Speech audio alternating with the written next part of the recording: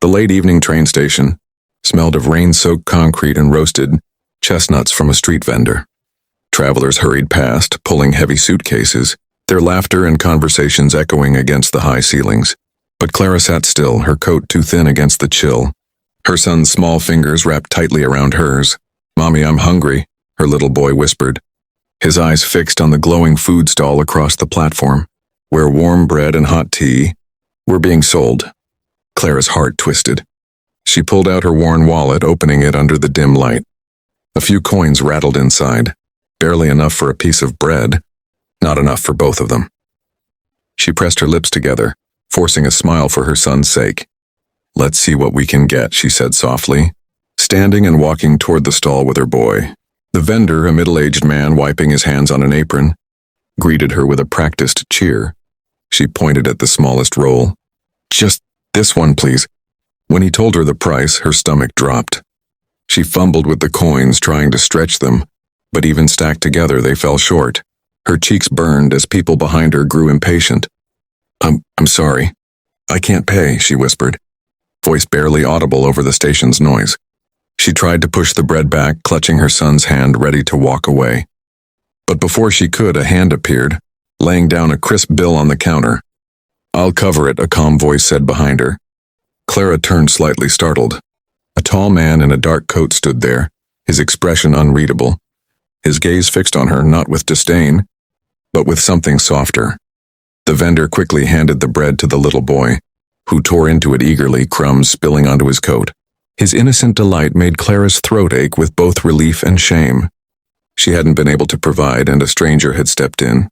Clara pulled her son close, murmuring, "Say thank you." "Thank you, mister," the boy said between bites, his smile wide and unguarded. Clara's own thanks was quieter, strained. "You didn't have to do that." Her eyes darted away, ready to disappear into the crowd. But the man's voice followed her. "Please, sit." He gestured toward a nearby bench. His tone wasn't demanding, just steady, almost kind. For a moment, Clara hesitated. She wasn't used to people noticing her, much less inviting her to stay. Something about him, his calm, his quiet strength, made her pause. Against her instinct to retreat, she lowered herself onto the bench, her son still munching happily beside her. The stranger sat at a respectful distance, folding his hands. For a while, the noise of the station filled the silence between them. Finally, he asked, "What's his name?" "Eli," Clara answered cautiously. The man nodded, his gaze thoughtful. "He's got your eyes." Clara blinked, caught off guard by the observation. No stranger had ever said something so personal, so attentive. The station's fluorescent lights buzzed overhead, painting pale halos across the empty platform. Clara sat frozen on the cold bench, her arms around Eli. The stranger's calm voice echoed in her ears. "You don't have to pay anymore." Her chest tightened. Was he mocking her? Pitying her? She lifted her chin, ready to defend her dignity. But the man's steady gaze held no cruelty, only something she hadn't seen in years. Sincerity. "Why would you say that?" she whispered, her voice raw. "You don't even know me." The man hesitated, then drew a slow breath, as if weighing whether to reveal something. Finally, he pulled out a sleek leather wallet and slid out an ID card. He didn't boast, he simply placed it in her trembling hands. Clara's eyes darted to the name and her breath caught. "Mr. Alistair Hale." She read aloud, her lips barely forming the words. The name was stamped across every headline, every finance article. He was the CEO of Hale Industries, one of the most powerful men in the city. Her head spun. She shoved the card back, her voice trembling. This has to be a mistake." "Men like you don't sit on train station benches sharing bread with nobodies like me." A shadow crossed his face, something almost painful. He shook his head. "That's exactly why I'm here." Clara blinked. "When I was a boy," Alistair continued softly, "my mother sat on a bench just like this, hungry, desperate. Someone gave her kindness when the world had turned its back. Without that chance, I wouldn't be here.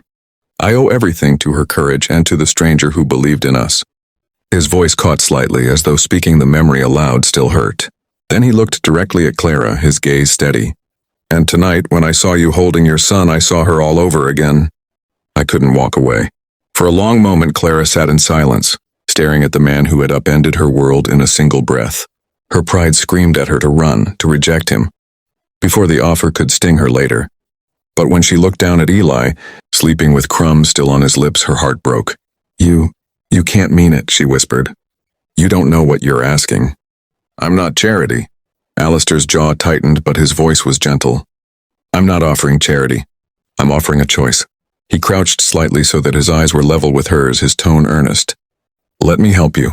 A safe place to stay, food on the table, doctors for your son if he needs them, and if you'll allow it, a chance to build something better.